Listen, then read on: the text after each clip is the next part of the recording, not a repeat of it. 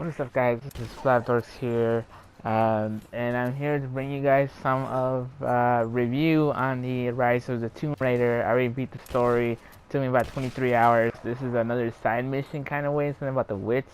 So I'm not really trying to spoil it too much. So this is like a little some fight scenes. I'm in it right now. I was planning to do it from beginning to end, but then that stayed one more longer than I thought. But anyways. I ain't going to spoil that much of the story, but technically it involves Laura's father discovering a certain thing, and then it didn't really found it. So that's another thing, and then they put the family in shame. So basically her entire family is very in a bad repetition. She doesn't really care because all she cares about is this discovering this certain item in order to prove that his father was right, and then all that stuff. And then she was in her mindset of showing it to the world, sort of, but later that changes later on, and then um, you get the bow, you get the shotgun, basically the same thing as the first game, but in this game it's a lot more complex. You could craft more stuff, you could craft more arrows, even stronger gun bullets of any kind if you have the upgrades for it. For the upgrades, there are 3 sections, like level 1, level 2, level 3, and then level 3 is like the maximum, and it's like a lot more than you think. And anyway, because the like level 1's like somewhat easy because you're going around the road and shit like that, and then the more you progress and the more you find relics, documents, notes, and other stuff like that, the more experience you get and stuff, and then the more experience you get, the more points you get. And when I seen walkthroughs of it, YouTubers weren't really exploring the world so much. They weren't really showing this how much complex it is and stuff. And then when I was doing it, there was so much stuff to do. I completed like 75% of the whole entire world, which is like amazing within like a couple of days I was playing it as, and it was great. I mean, and that stuff, but it feels like neck to neck to Uncharted 4. But Uncharted 4 was a little bit disappointing anyway, because technically you're supposed to have Uncharted 4 to be the end of the cycle, so they can't continue making another series and stuff. But when it ends, you can easily make another sequel to it. It could be a pre-sequel towards, like, I don't know, like a couple months, then when they had the kid and stuff like that, or it could be after, and then the daughter could be the main antagonist, or you could still play as Nate, and then you have a daughter be with you, and then you could have more of an exploring world action sort of way on another villain. So yeah, that was pretty disappointing. For Rise of the Tomb Raider, I believe the ending was pretty satisfying enough. There is going to be another sequel towards it when how they did it, because there's a bigger villain in the picture technically. And I'm not really going to say who it is and that stuff, but technically, there's a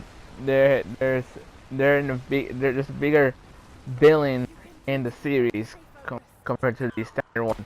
But the part I didn't like was that how the villain was trying to make it look like Lazarevich from Uncharted 2. Lazarevich was kind of really a fucked up sort of way, and that's how they're trying to make the villain. It didn't really felt like it, sort of, and I kind of forgot their names, and the only one I knew was Anna, I believe. It was her ancestor or something like that. I'm not really too sure what it was exactly, but I believe it's somewhere around those lines maybe. But yeah, so the villains were kind of lackey. I kind of forgot the fat guy's name as well. I think it was Jonah or something like that. See, because you don't really.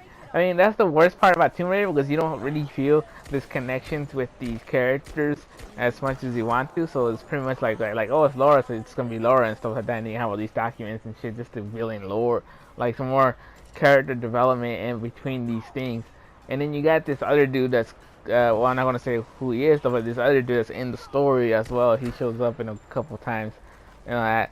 But either way, crafting is great. Weapons are great. Oh, there's tons of variety of weapons. So if you want a bow that is more technical in a way, then you go for it. If you want a bow that's kind of more of a hunting, you go for it. If you want a bow that's kind of like a stealth sort of way, You go for it if you want to as well.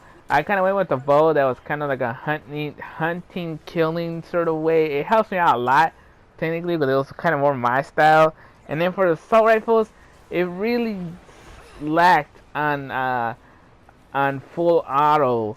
It had more one-shot bolts, so even if you miss, you had to reload, and then the only gun you had was AKA and stuff like that, and that was just it. And and there are tons of side missions as well. I forgot to tell you guys that. But assault rifles were lacking. Shotguns were alright, sort of way, and pistols. Well, I mean, you got some machine guns. Well, not some machine guns, like mini, some machine guns, like the Scorpio or something like that, whatever it's called in the real world. They have that one in the game, but then like I was like, nah, not really. And then the pistol that I had was more of a one-shot bolt tackle. So if you shoot, it kind of pulls you back like a Desert Eagle, but then the kills are really, like the shots are like really dead on. And and yeah, there's different varieties of what kind of weapons you want to pick and stuff, and it's fine technically. And in Uncharted 1, when you picked up parts, I believe there was no limit. So in Uncharted 2, there was a limit. There was one time where I was playing the game and then I reached a limit of 30 parts, I believe, 30 weapon parts, and I was pretty disappointed. I was kind of like, oh wow, you have a limit. That's pretty disappointing. So I had to backtrack again just to get those parts, and in order to upgrade my stuff and shit. And you do need to craft as well, so you need to kill animals to get better stuff and shit. So that's another thing that's pretty awesome. I thought I would have had like two and like game time reality. I was expecting like an hour or something, like a whole day and 5 hours or something like that, but it wasn't. But I was pretty surprised about it. But would I play the game again? Yeah, why not? I guess. Would I buy it? Not really. It's probably a rental. That's what it felt like because it had no multiplayer compared to the first one, though. But this game doesn't really need multiplayer. It seems pretty fun by itself, so it's not really a big deal. And and yeah, but it was tons of fun, a lot of stuff. I was playing this on survival, so survival for me was kind of more hard mode because there was explored and there was normal and then there was survival and then there's extremely survival. So extremely survival was probably like very difficulty. So I was doing a survival. It wasn't that hard technically. I was expecting to be harder, but it wasn't that hard. I don't know why though, but when I read it, it says that enemies have more health and they could do this and that and stuff like that. So technically, it was going to be more harder, and you couldn't regenerate during combat. Even when you're done in combat, you couldn't regenerate either. So I was like, okay, cool. And then so you pretty much have to rely yourself on having health potions. You have to craft health potions in order to freaking heal yourself. So I was like, all right, that's awesome. Why not? When you start, you do struggle, but then when you get more stuff, the more you upgrade and stuff like that, the less struggle you get technically. And it's not that hard. I was expecting it to be hard, but it ain't that hard. And oh, also there's challenges too. There's like a whole bunch of shit that you can do, but yeah, I'm showing you all this stuff, and then by the end of this video, I'm just gonna show you all the upgrades, what it has, and all this stuff. Other than that, I'm pretty much giving this an 8. Well, it's pretty fun, and the story's great and everything. I mean, it has a multiplayer, but that's not really the big deal. But either way, I'm giving it an 8. Let me know what you guys think about it and all that stuff. Catch you guys later. Keep the respect to yourselves and stuff like that and other people. And then and right now I have a small little problems going on in life, but that's a different video. But either than that, good luck to you guys. See you guys later. Grandparents, split apart by the Gulag, are reunited. They all have a long and arduous road ahead. Serafina wore the mask of the witch for so long. I don't know if she will ever be able to fully return to the world. And Yvonne dreamed of killing the witch to get revenge for his lost love, but they were the same woman all along. That wound he nursed for decades won't heal overnight. They're survivors. We all are. But it will be difficult. It will feel impossible some days, I know. At least they'll have a fighting chance now that we know the truth. It may not be enough, but it's a good start.